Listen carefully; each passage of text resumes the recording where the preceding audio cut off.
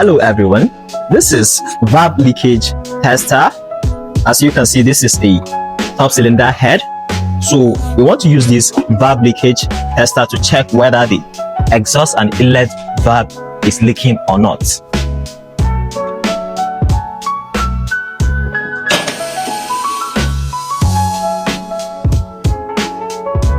There is no any leakage here.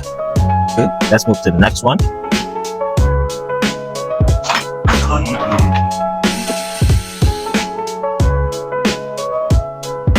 No leakage here as well.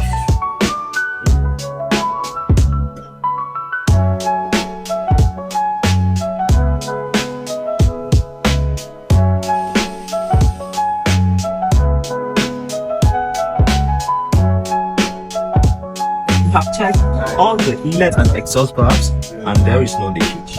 Are you a mechanic that moves a top cylinder and want to check whether inlet or exhaust valve is leaking? Come to us. We have the right equipment for checking of valve leakage. Please get it right. Thank you.